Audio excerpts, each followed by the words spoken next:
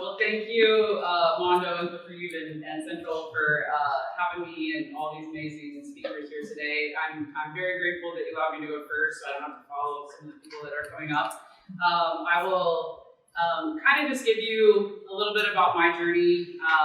As we were just talking, less than 20% of college strength coaches are female, so and then that number goes down dramatically as the years go on. So the amount of women that are in it that are over 20 years is pretty low. So I'm just going to talk a little bit about my journey and what's gotten me here today, and kind of the challenges that I faced, but also what has kept me in this business. As you said, my name is Cori Metzgar. I don't really go by Cori. I'm either known as Metz or Coach Metz or Mama. I'm the mom of I'm a single mom of a beautiful little, almost 11-year-old. She's playing in a softball tournament right now, so I'm going to race out of here after we're done and try to catch her last game today. And then we have our auction tonight for Western Oregon to raise money for scholarships. So it's a busy day, but I really appreciate Coach Reeve asking me to be here. I don't do this a lot. I'm not someone who loves to be up front. I like to listen and observe and learn. So hopefully you can get something out of this, even if it's just a few laughs, because I've had a pretty funny journey along the way. So next screen, please. I have 3 things that I want to talk about today. In what I consider to be big parts of why I've been able to be here for 24 years and do what I do, and be successful. You know, I consider myself successful in that I'm still here. I'm still impacting lives of young athletes.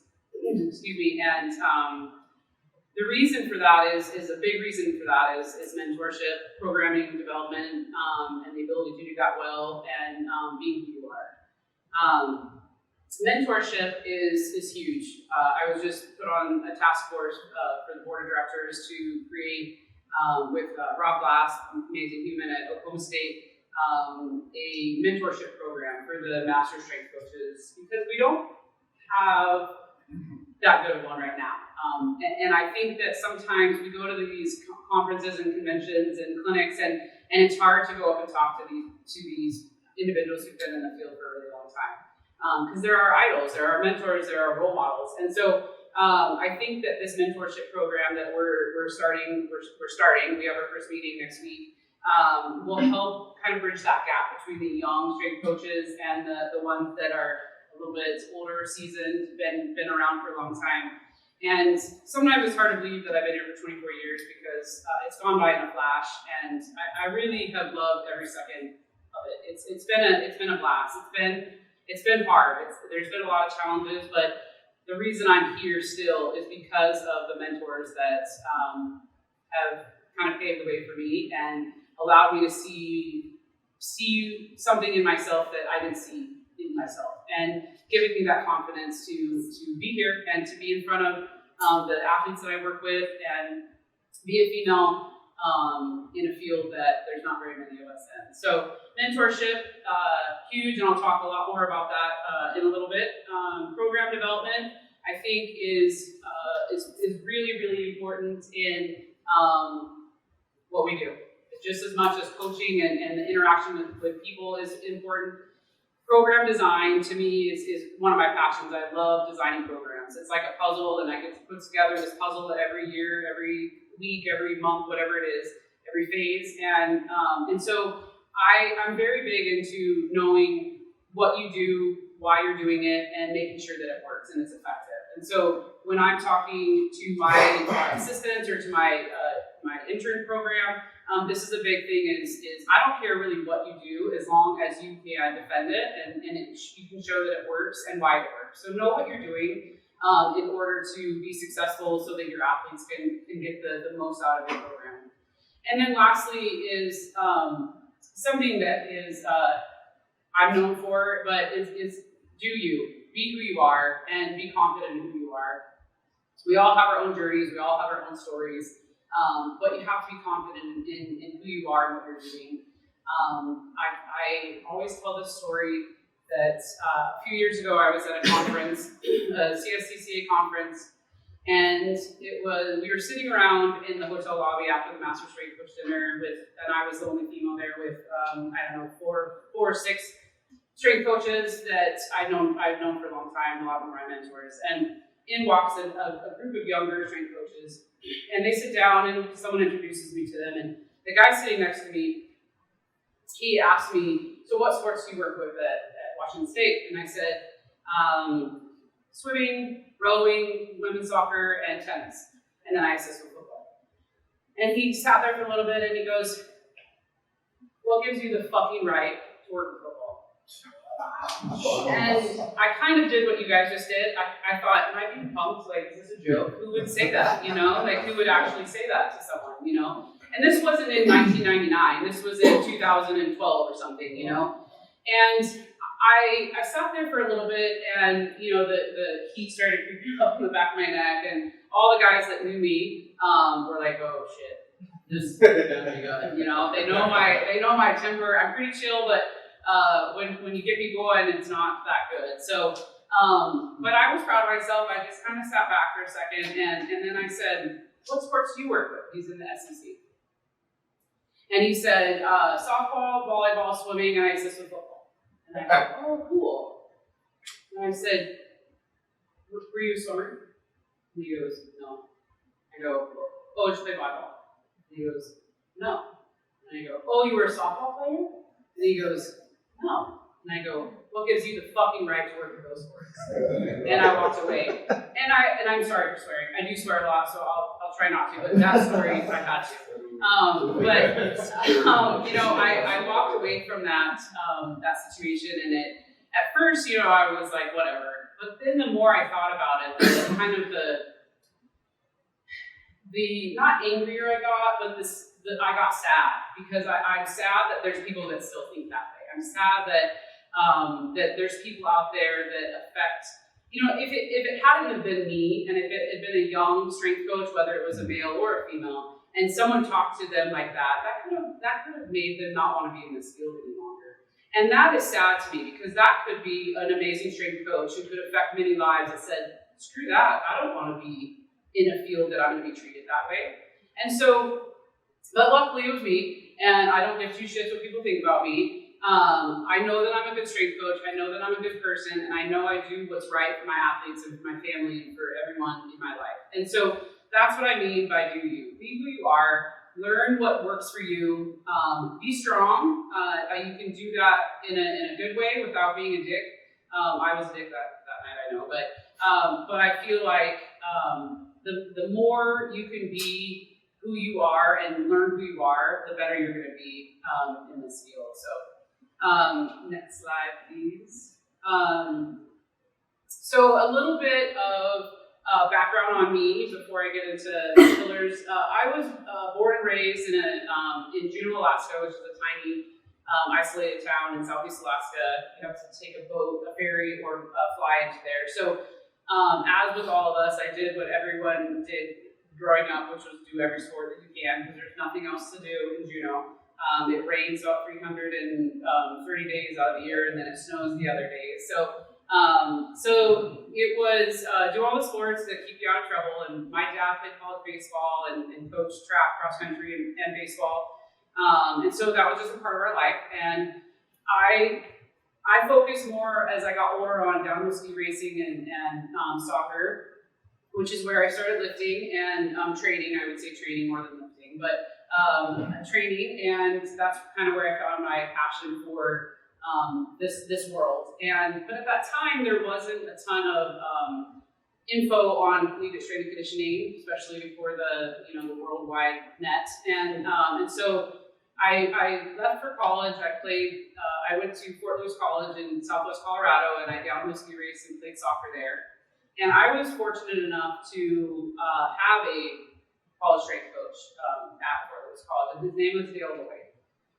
He had worked under Boyd Epley at Nebraska, and how Fort Lewis got him, I'm not sure, but I'm very grateful. Skiing was one of his passions, and so I think that's kind of how he got to Fort Lewis. And for whatever reason, I started volunteering for Dale, I think in my sophomore year. I think I had some work study and he needed some help, and I love training and he knew that. And so I started doing work study for Dale Lloyd. And one day he said to me, "I think you make a great strength coach." And I went, "What? That's a thing? Like, that's something I could go into?"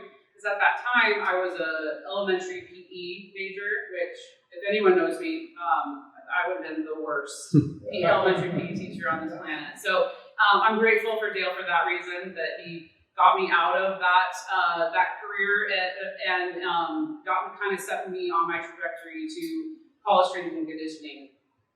And then fast forward to my senior year, the fall of my 5th year. I was graduating in December, and we had a new strength coach. His name was Dan. I can't remember his last name, but he had been at a MAC school, and he knew that Western Michigan University was looking for a graduate assistant. And he said, "I'll recommend you if you want to go on and further your education and get paid for it." And I thought, sure. I don't know what that means, but here we go. So I interviewed and I got, and I think one of us interviewed, and that was me, so I got the job. And I left in the blizzard of '99 and headed east to Michigan. I hated every second of living in Michigan. I'm just going to put that out there, but it was a good experience. In that I did not have a mentor there. I had a boss who was fantastic. He was a great human, but he was very understaffed, and we had 2 weight rooms, and so he was with football and hockey in one, and then there were 2 SGAs that ran the other. And so I got there, I think, on January 3rd, and on January 5th, school started, and they gave me women's soccer, tennis, and synchronized skating. Women's soccer, that's fine, I played.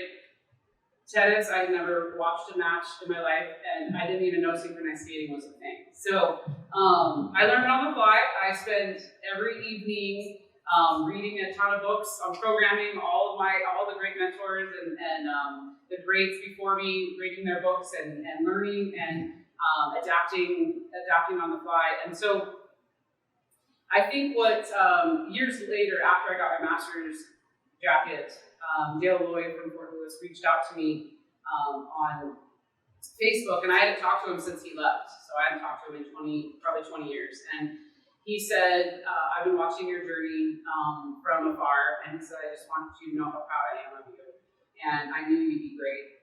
And that's what mentorship does. Like that is absolutely what being a good mentor does. I didn't know that he still even thought about me, but he had followed me from afar, and that made my heart really happy. So being a mentor, being mentored are huge parts of this career in this field, and I encourage all of you to keep reaching out to the young ones, and those of us that have been around for a while, you all do a great job of this, and I know I'm grateful for it, so keep doing it.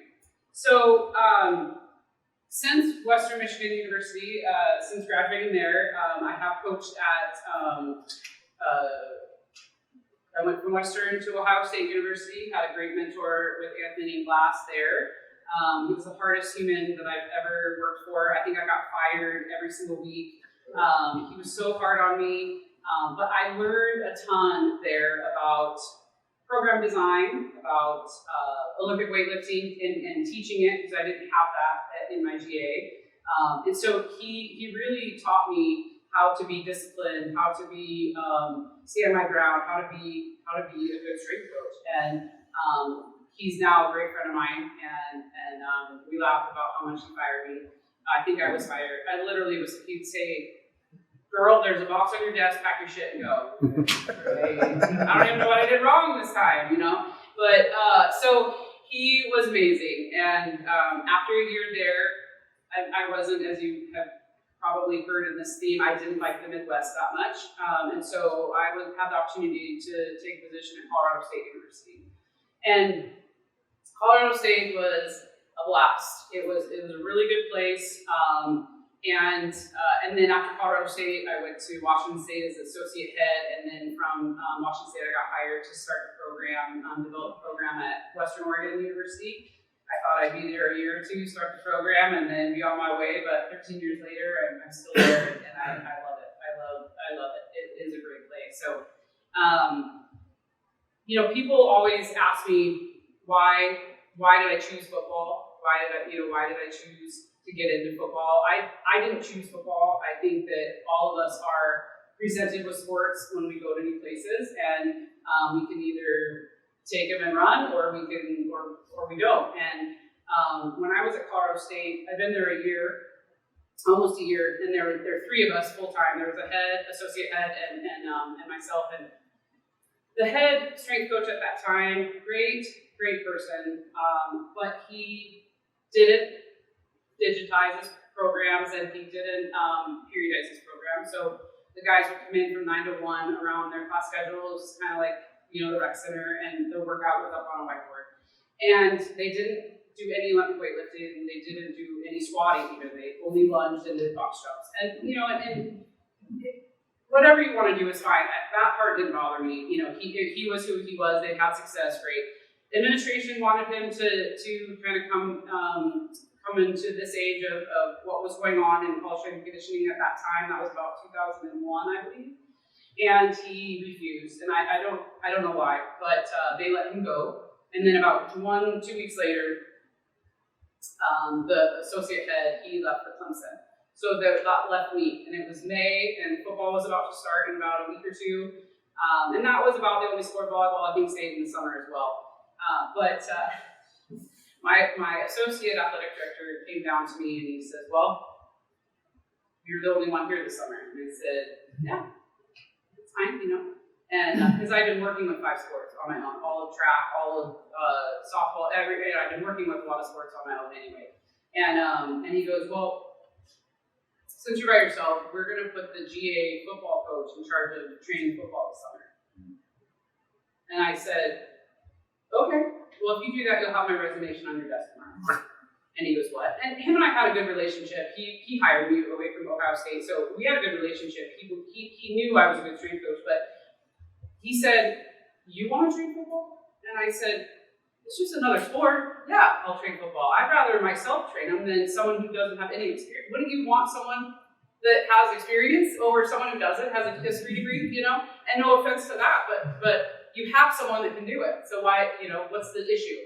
And he said, "Well, I'll need you to go up and meet with Coach Lubick to make sure that he's okay with it." And I thought, I was a male. Would I have to do that? Probably not, but it is what it is. So that evening, I spent the evening getting together my program, all the period-based program for the summer, my plan. And the next morning, I go to Coach Lubick's office, and I'm nervous, and he's the nicest human. And he just said, "Sit down." And he always held his hand like this. So he was holding his hands, he had his legs crossed.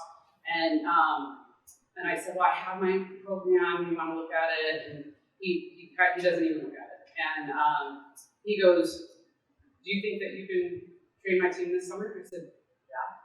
And he goes, "I believe in you. Go do it." Mm-hmm. And again, another person that, I mean, he didn't have to give me that chance. I mean, he could have said no, but he didn't. And another person that kind of changed the trajectory of my life, and that's football really chose me. And that summer was phenomenal. The guys had never trained on a periodized program. They never had maxes. They never had, worked off percentages and an undulated program. And so they loved it. We had the most fun summer. And then that year we went on to have a really successful season. I think we were ranked in the top 10 at one point. And not to say it was because of that, but the memories I have of that, and it gave me that confidence to just be who I was and do what I know how to do, and I'll be successful. So moving on from that big life story, we all have our pillars or our bases of what we believe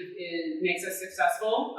And I am really big on these first two things. Anyone that knows me, discipline and consistency, and it kind of goes back to my childhood and how my parents raised me.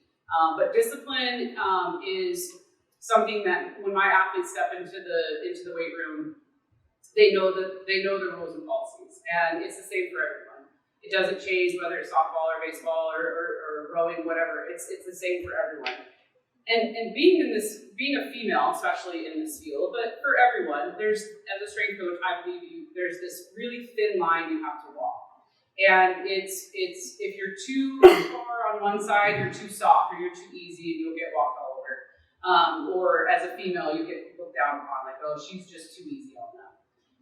And then if you take a step over to the other side, and you're too hard on them, you're too much of a dick to them, they're not going to respect you, and you're not going to really build those relationships. They're not going to trust you. And then I'm always, that I'm known as the bitch, and she's just that way because she's whatever. So I've heard it all, and that's fine. That's okay with me. But I believe to have discipline from the start makes our life a lot easier. I have rules and policies that are posted in the weight room. I talk about it with every team that comes in fall. In terms of what our rules and policies are. And some people don't understand it, and that's okay. But it makes my life a lot easier. If someone messes up, then they know what the consequence is. And no, I don't run until they puke, but there is a consequence for being late or missing without communication. And then ultimately, it makes running your teams a lot smoother because they know what is asked of them and what is coming if they don't do what is asked of them. And so discipline for me is very important. And then moving on to consistency, which goes in my book hand in hand with discipline. You got to be consistent in everything that you do, whether you're raising a child, you're training a dog, you got to be consistent. You have to give them consistent messages, and they have to know what their role is and what is expected of them. And then, like I said, then I'm not dealing with in November, dealing with stuff that should have been dealt with in August. They know what they need to do, and they know that I'm going to be consistent. I'm going to be consistent if it's our starting quarterback and he's late, or if it's a walk-on punter. I'm going to do the exact same for both of those things, and they know that. We have a kid who he's a freshman quarterback. He's from Houston. He is a physical specimen. He is really talented, but up here he doesn't have it yet. And he has either been late, missed, talked back, or all these things that keep happening. So finally we have a 3-strike rule, myself and the football coach. And so I actually gave him 5 chances. After the 5th one, I said, Mike, you're done for this term. Your grades are slipping, you're not going to meetings, and you're not making it to on time to weights or missing weights. And I said, so right now, this term, you're done. You need to figure out your life, and you need to get your grades back up. You need to be in study hall, and you're going to use this time that normally is weights. You're going to be over in the coach's office working on your grades. And he understood it, and I didn't get mad. I wasn't heated. I was very matter of fact. And right before I came here, actually, he came in my office, and he said, "Can I talk to you?" I said, "Yeah." And he goes, "I just want to say thank you." And I said, "What do you mean?" He goes, I'm so grateful that I've never, ever had anyone hold me accountable, ever. My parents don't hold me accountable. My parents are divorced. He went on to his story. And he said, "I just want to say thank you. And I hope that you'll give me another chance." I said, "Mike, absolutely. This summer, if you want to come back and train, we'll start fresh. And I hope that you have changed." And he said, "I have. I miss it. But I'm grateful that you forced me to really take a look at what's important to me." And so that's what we are as strength coaches. Is not just about lifting weights. It's about helping them figure out their life. It's helping them grow mentally and physically, and giving them some life lessons that then hopefully when they leave us, their life isn't so hard. And they've already learned these lessons, and that's very, very important to me. And then communication, communication is probably not my strong suit in terms of with my athletic trainers and my sport coaches, because the simple fact is I oversee 14 sports, and I train 5 of them myself, including football. So it's a lot. But what I found is the more, just like in any relationship, the more I communicate verbally and written, the better our lives are. And it's taken me a long time to figure that out. I always think, well, we talked, I'll remember. I won't remember. I don't remember what I had for breakfast this morning, so I'm definitely not going to remember what our conversation standing on the weight room floor was. So I like to communicate via email a lot, so then I can go search in the email when I forget to something. And so communication, athletic trainers is the same thing. We tend to have, I feel like, a new athletic trainer every other year, and that gets exhausting. Figuring out their style of communication and how it best works for us, but having that communication and a good relationship with our athletic trainers is very, very important for our athletes' health and safety. And so that has been something in the last couple of years that I've tried really hard. I invite our athletic trainers to come over to our sessions. They're always out on the field for condo and speed work, but I want her to come into the weight room and the athletes to see that she cares, and also she can see what we do. And so we have that communication together, and she sees that when she tells me if someone needs to be single leg, she knows that they're going to be on the single leg workout. So, and then moving on to empathy, another one that took me a little while in my journey to figure out how important it was. When I first started, it was do what I say and be quiet, And now it's, I've learned how much empathy can help me reach my athletes better and help me reach my coaches better. It gives me the ability to see their side of it and see what else is going on in their life. They're having a bad day, they're struggling through a set, they may be giving me a little bit of attitude. If, instead of getting mad at them or yelling at them, if I say, hey, are you okay, or do you need to talk, a lot of times that just makes them feel like they go from being super tight to, okay, I can get through this, or there's someone that cares about me, not just about what my squat set is. And so the ability to put yourself in other shoes and give of yourself to your athletes goes a long way in terms of their trust for you and then what they'll give you back. So self-awareness, this is something that I think is very important. I'm very hard on myself. I never believe that what I'm doing is good enough. And so I'm doing this all the time, maybe to the point of I shouldn't do it all the time. But I always want to make sure that what I'm putting out there, what I'm coaching my kids on, is what they need. And every year we have a different group of athletes. We have people that graduate and we have new kids coming in. So my programming changes every year. I rarely do the same thing over and over again. Because our needs have changed. Maybe our head coach changed, so the style of play has changed. And so being able to reflect on, well, that worked or that didn't work, I think is really, really important in your success. And it has been in my success. A story I love, I was working with Colorado State track, and we had an amazing growth program. And Coach Brian Bedard, who's now the head track coach at Colorado State, I learned so much from him as a human, as a coach. And one year, we were early in season, and I was super excited. I'd really been kind of expounding on my programming, my program design, and this was probably like year 5 or 6 in my career, and I had written a new program for the pros, and I was really excited about it. And they had done about a week and a half of it, and Coach Bedard comes into the weight room, and he's like, hey, how's it going? Great, I love what we're doing. And he goes, can we talk about that? I was like, sure. And my heart starts racing, and I start sweating probably. And he goes, I showed him what we were doing, and he goes, well, I love it. I think it's great, but maybe not right now.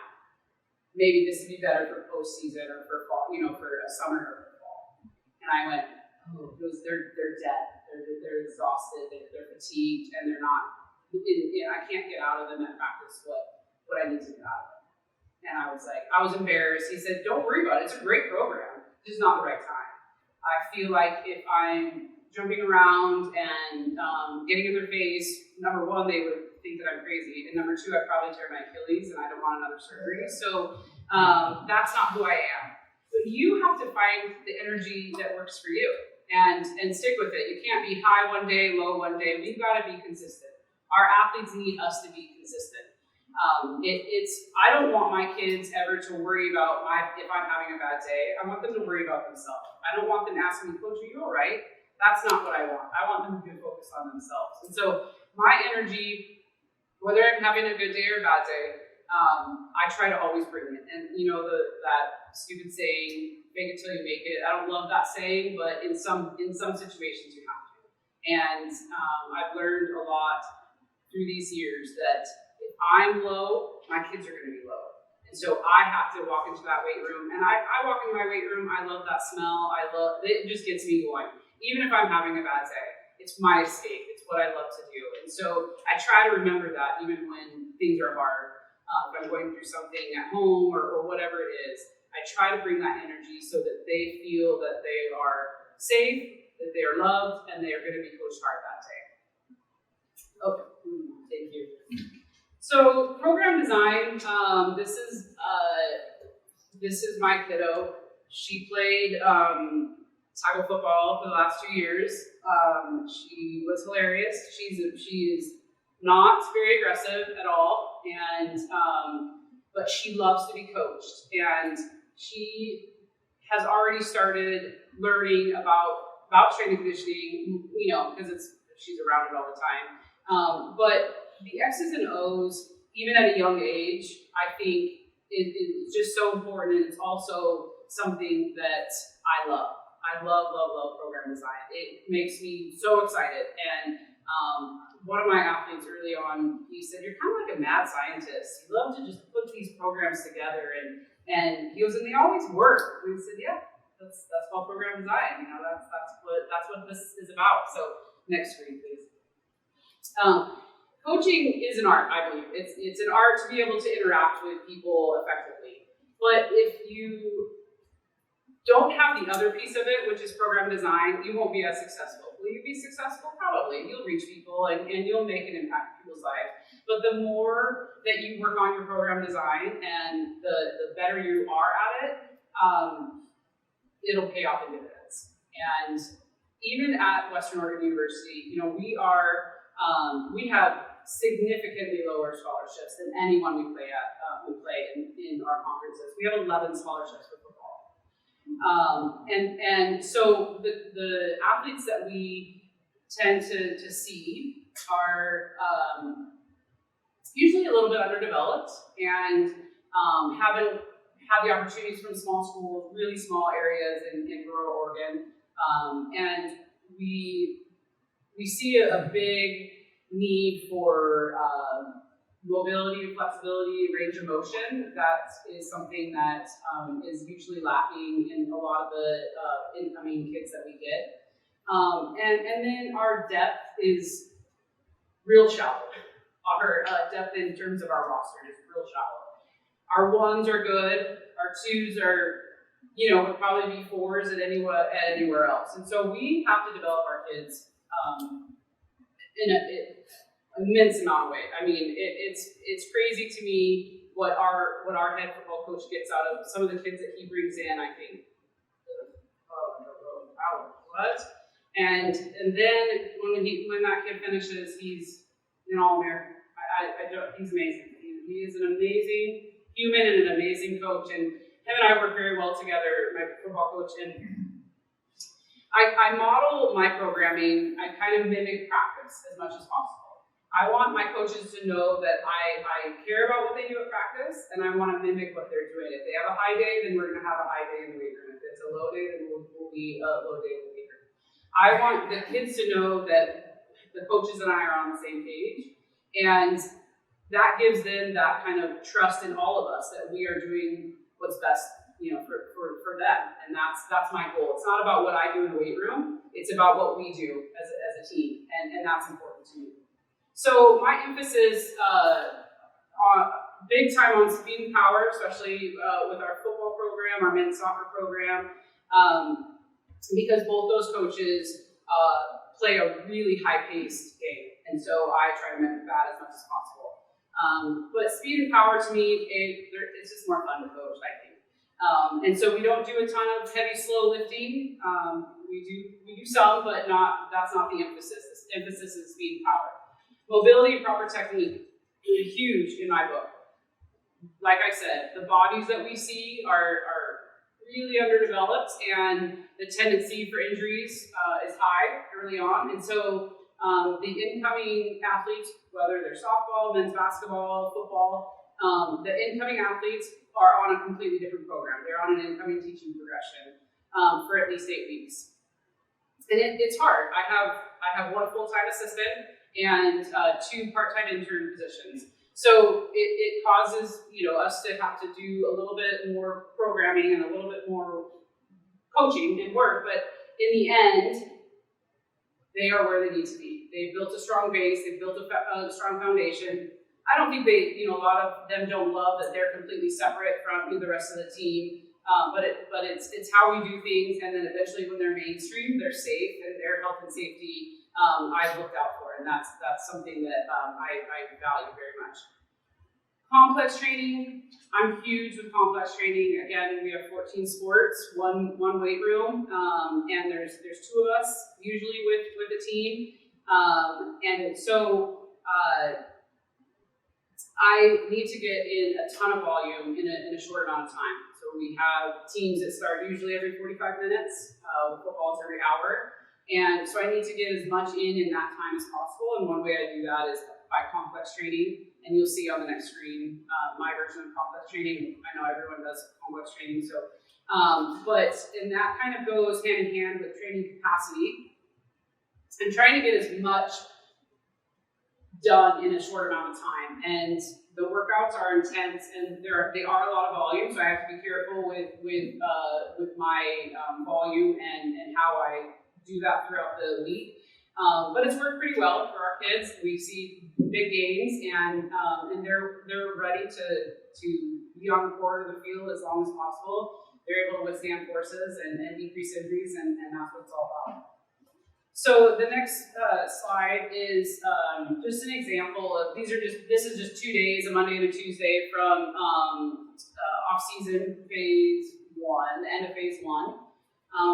Every team, like I said, comes in as a team, and we do their dynamic warm-up, and then we do their mobility and prehab, and then we do a little bit more, usually trunk and hip mobility, and then we start our lift. So if it's an upper body day, we do a little bit more shoulder mobility. And then we have iPads on the racks. I load every rack, and the athletes come in, and there's usually 4 to 5 people per rack. I start every set and every rep so that I can see. So if we have 8 racks. My assistant has 4 racks, and I have 4 racks. And every set I start, and they're on time.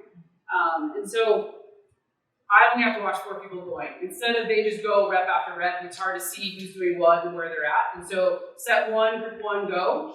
So I watch those reps, and then they move on to their next thing, and then the next group gets up, and group 2, go. So that's how I run it. It keeps it organized, it keeps it efficient, and I'm a little bit of a control freak, so it keeps it under control, and they always know where they need to be. And then having that many people at a rack, there's never an issue with changing weight, and that they can stay in their 3-minute time or whatever the time is that I want for recovery. So that's just a little bit of how I do things, and an example of my programming. So next slide, please. So to me, as I think about my journey through strength and conditioning and where I've come from and what I set out to do, for me it's about the impact. It's about the relationships that I've built and the impact that I've had in my kids' lives, and that's important to me. I'll never forget my mom, when I was with her on a Sunday, and she was like, I gotta go to work tomorrow. And I was like, I get to go to work tomorrow. And she said, I'm so proud of you. She said, my only wish as a mom is that my kids find what they are passionate about and that they enjoy what they do. And I love going to work. I love being there. I probably shouldn't be there as much as I am sometimes, and maybe spend a little bit more time with my kid. No, I'm just kidding. She's with me all the time. So when she's not in school, she's in the weight room or we're together. So she gets enough mom time. But the impact for me is what is important. And have I made changes in athletes' lives? Have I made them feel better about themselves? Have I made them stronger mentally and physically? Did my program set out to do what it was supposed to do? Those are all things that I care about and that I make sure that I'm doing day in and day out. I don't mind confrontation, but I don't want unhealthy confrontation. I want my kids to know that they can talk to me about anything, but if they're disrespectful or if they have an issue with me, then we'll hash it out. That's fine. I don't mind that. But I want them to, at the end of the day, to realize that I love them. I care about them as people, as humans. Of course, I care about wins and losses, but more I care that they got something out of their time with me and that they're better because of it. So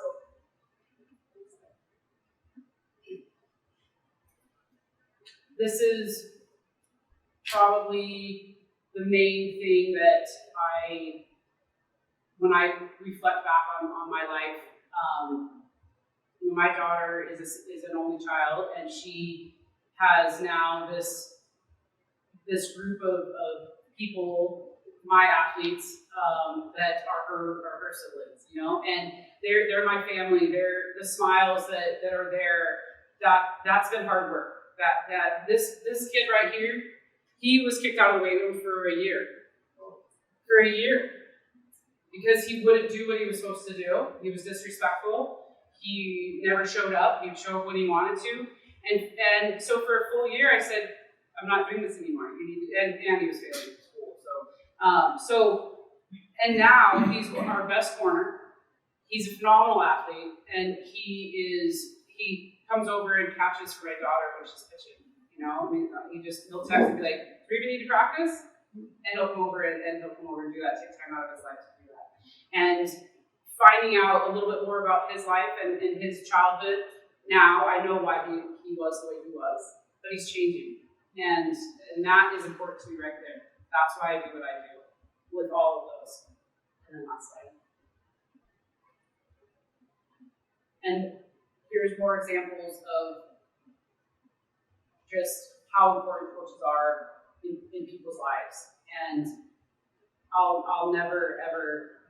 I never want to do anything else, because this is the meaning for me of why I do what I do. And I do have to say that I put this picture up here because this was the night that we beat you guys. Like, we've only beaten Central like 3 times in my career, so that was one night that we did. I'm really proud of that one. But anyway, I'm grateful that you asked me to be here, and I hope that you got a little bit of something out of this, and that's all I got for you today.